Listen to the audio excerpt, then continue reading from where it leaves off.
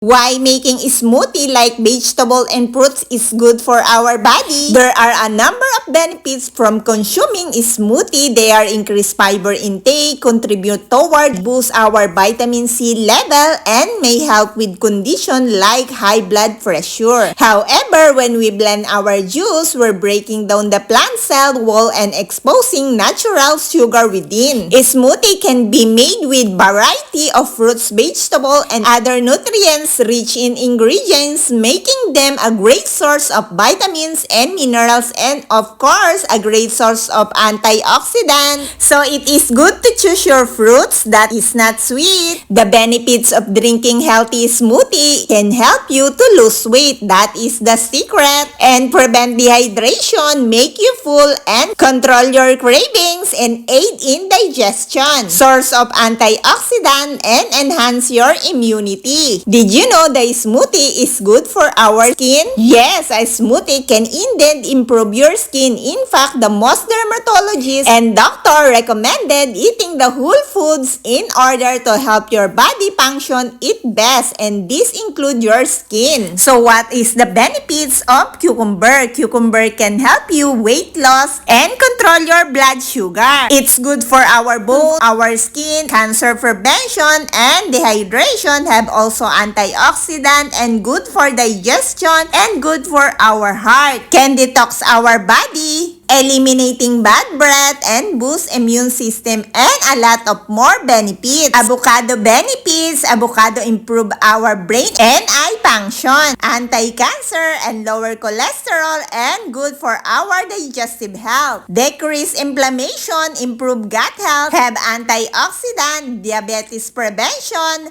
vital health, osteoporosis prevention. Avocado also have potassium and many more benefits. Apple benefits. Apple benefits is have anti-cancer properties and weight loss, help in diabetes, and good for our heart. Apples contain a lot of fiber that our body needs. Stabilize blood sugar. It's good for our lung and may prevent obesity. Reduce blood pressure, and many more benefits. So it is good to choose the smoothie that are not sweetened to be more healthy, because vegetable and fruits are of great help to our health. You will be straightened and stimulated, and the bad feelings will be reduced. It's also good to include vegetable and fruits in your diet and exercise slowly. So guys, always remember, eat enough and nutritious food to always be in good health. So guys, always choose healthy foods, like that we have a long life and better life.